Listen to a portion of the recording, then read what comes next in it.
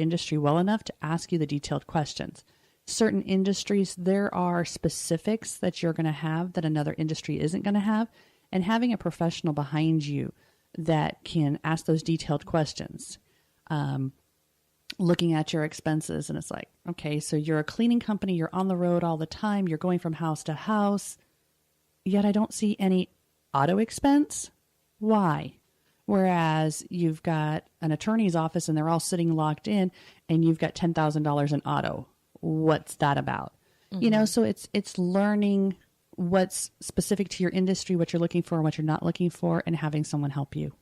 Can you also explain what you meant by chart of accounts a little? Okay. Thanks. So chart of accounts literally is when you look at a financial report and it tells you that you have revenue, whatever your sales, whatever your income lines are, your expenses, your auto, your marketing, your office supplies, etc. That's the chart of accounts. It tells you the verbiage of where the money's going to and where the money's coming from. What is like a typical day for you? I don't think there's such a thing as typical. I'll try to be nice. A typical day for me, wow. Come in the morning, check emails, with us being a 24/7 world now anymore with email and stuff like that. Usually I can leave the office at 7:00 at night, come back in the next morning, we'll say 7. And overnight I've got 10 emails, so the first thing is check emails, see what fires there are to put out. And then it's looking at the priority list. If it's early in the month, we know that payroll taxes have to be paid by the 15th. We know that there's certain payrolls we have to run every week or biweekly. So those are our hot button issues. We make sure that payroll is always handled, taken care of first. Payroll taxes are taken care of first. Then it's looking at, okay, again, where are we in the month? Are we looking at sales tax and getting sales tax payments made and reconciliation? So it's come in the morning, it's check the emails, it's do some bookkeeping, keep on top of emails, answering phone calls. And, if somebody's world starts burning down, it's shelving all that temporarily, putting that fire out in their opinion, and then back to more bookkeeping, etc. So if I'm a business owner and I come in your office with a pile of paperwork for you and I want you to kind of help me, what would your steps be? How could you help me? Will it be a 10-minute consultation, or will we immediately start tackling it, or will we spread it out, or what exactly would you do if I come in? So the first contact we have with anyone is we try to ask a few questions and try to see if we can find out what they're doing, how they're doing, if they're doing anything. Then when we finally sit down face to face with them, we do a free 1-hour consultation. Sometimes 1 hour comes 2 hours. It is what it is. And just try to find out what the business owner is doing and talk to them a little bit about what their goals are and what they're trying to accomplish. Because no one's in business just for the fun of it. The end goal is to make money. But what are you trying to make money for? Why are you there? Are you retired and you just want a little something to keep you busy because you don't have to? Or are you just starting out, you're 20-something and you've got a great idea that you want to sell to the world? Mm-hmm. Is it extra income where you've got a full-time job and you're doing something on the side because you need extra income? So what is the goal of your business? What is your thought process? Is this the business that's going to sustain your family of 5? So once we try to figure out what their goal is and where they're trying to go, then we'll start digging into, okay, let's look at what you've got so far. Once we see if they've got anything, then we start digging into the boxes of receipts, etc., whatever they bring to us. So basically, you really are like a little life coach with dealing with finances. Well, in a sense, because I wouldn't quite go that far, because being a bookkeeper, we don't give any kind of financial advice. Right. 0. We can't do anything like that. But what we can do is teach them how to read the reports to understand what their business is doing. And by understanding them and what they're trying to accomplish gives us the opportunity to figure out, we're back to that chart of accounts, how to lay out a chart of accounts that explains their bookkeeping to them so that it makes sense towards that end goal. Mm-hmm. So why did you get into accounting? What was your reason? Tell it. Come on, Tell bring it out. Okay. So all through school, hated math, not working with numbers, not going to do it. Wanted to go into a whole different world at first, and found out that I kept getting pushed towards the numbers and just kept getting pushed towards the numbers. Applied to be a teacher's aide and ended up as a bookkeeper in a cafeteria with no experience being a bookkeeper. Got out of that through life changes. Next thing I know, I'm back in a back office again, working for an electrical contractor doing bookkeeping again. It just kept pushing me back no matter where I went. I kept ending up back in the back office. And while I liked what I was doing, when I went through auditing, I've got a background with HR and personnel and payroll and stuff like that. I liked what I was doing, but it was still something missing. And I ended up in a situation where I was doing bookkeeping for small businesses and saw what a need there was. You know, a lot of people either try to take it on themselves and don't understand what they're doing, or they'll make the mistake of trying to hire somebody full-time to do bookkeeping, and they're just a small little business, and they're wasting the resources. They didn't need a bookkeeper full-time. They didn't even need them 20 hours a week. So when I saw what the need there was, and then started seeing that, you know what, the business owner doesn't need to stop their day for me. I need to make my day fit their day so that they can continue to make money. They don't make money, they don't pay me, is bottom line. Right. So why don't I make their life a little bit easier? And I find nothing more rewarding in life than to take a business. I've got a brand new client that I just took on last month and going through their stuff. And I have found so many errors and found out that this gentleman has had a business for 10 years, has had somebody doing all of the bookkeeping work, but because it was through a different situation, they never gave him any financials until the end of the year. So the only time he ever knew how his business was going is when it was time to pay taxes. And that was so heartbreaking to me, because how does he know what his business is doing? Just walking in and paying taxes doesn't tell him anything. So the past month, we have been just tearing apart his entire world for 2016 and rebuilding it, and have found so many things in his world.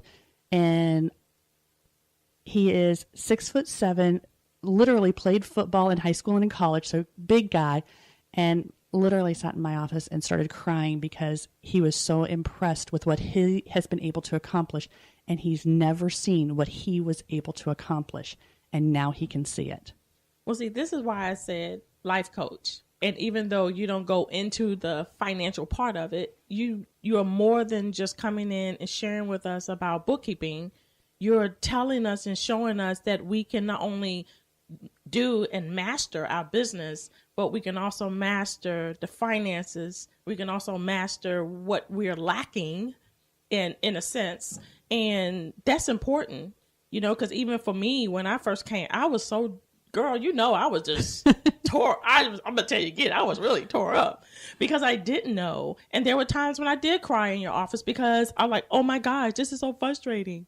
Yeah. You know, and so this is real situations, but I think the thing of it is, and everyone really need to know, is that you're not just a bookkeeper that's coming after and wanting their money. You're actually someone who really is passionate about helping you to succeed. And when you were telling us that story about that young man, that's all I kept seeing. You helped him to see the potential in himself, as well as what he can do, what his business has done, and how he could keep moving forward. True. Okay, I'll give it to you. Thank you. Thank you so much. I appreciate it. But is there a time that you've had clients that you had to decline? I have not yet.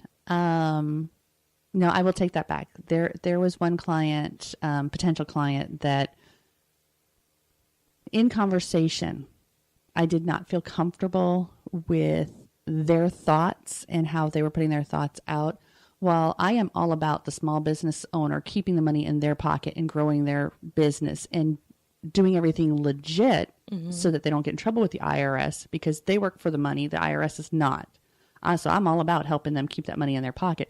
I'm not going to do anything that's unethical. Right. And listening to this person, I did not get a good, comfortable feel about how they wanted things recorded. So I told them that basically I didn't feel we were going to be able to service their needs at that time. So it's the only time that it's happened. Not going to say that it won't happen again, but it did happen once. So how do you feel once you've made that decision and you made that stance for the integrity of your company? How do you feel about that? Oh, fantastic. Absolutely. Because a bookkeeper's only as good as their reputation. That's You know, good. I can be as good as I can be the best bookkeeper in the world, which I'm not saying that, but all it takes is one person to not be happy with it. I could have done everything right, but if they're not happy and they're out telling everybody that we didn't do a good job for them, you're only as good as your reputation. You know, perception is reality. So it's very important to me to make sure that we have that right communication and can have that positive Input. Okay, gotcha. So, I know you just, I know you started your company on your own. So can you, I want you to tell everybody the process. You don't have to go into all detail, but I want my listeners to know how you branched out on your own after working with someone else. You don't have to mention names, but that you did it. You know what I'm saying? And now because you moved out on your own, people from all over Brevard is coming to you. So could you let us hear your success story? What it boiled down to is I was in a situation where I was doing bookkeeping for small businesses for someone else. While I enjoyed the clients that I was working with and enjoyed what I was doing, there was a piece of customer service that I felt was not me. And I wanted to be able to offer customer service my way. So my thought was at first, after some encouraging words from friends and business mentors, the thought was just to go out and take care of a few basic clients. I had a CPA that was willing to send me clients that he knew needed help. I was going to work from home or go onto their sites, and that was what it was going to be. And I started out on my own April 20th of 2015. After less than a year, I was inundated with phone calls, and I had somebody help me part-time working. She came and she helped me at my house a couple days a week, and I was able to send her out to clients. July of last year, we moved into an office. It was just the two of us. And I haven't even told you this. As of this week, we have moved next door into a bigger office, and I'm hiring my 5th employee hopefully today.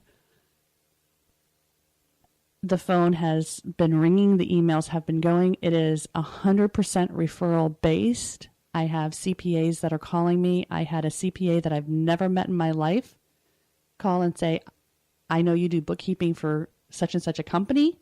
I like what you're doing. Can I send you 2 of my clients that need help? So it's just been an amazing 2 years that I never anticipated being what it is. I as I listen to you, I just see that it's because of the way you treat people, Sharon. We all want to be treated with respect. We all want to be treated right. We all want to feel that we're loved and we're accepted, and someone really do genuinely care about us. And I didn't doubt that you wouldn't move up. I didn't doubt that you wouldn't be in a bigger building because of the way you are. You're not just all about the money, even though you make money, but it really is about benefiting the needs of others. And that's what success is. It is. Success is not about the dollars. It's about how you touching people's lives. And you do that every day. The dollars come. Yeah. I don't mean to sound trite right with that, but it's not about that. Yes, that's why I'm in business. Yes, that's what we need so that I can pay the people that are sitting in my office working with me. That comes in time. The important thing is building the relationships and letting people know that you're there to help them because I am. I love when a business owner sees their financials for the first time It sounds very dorky, very nerdy, whatever.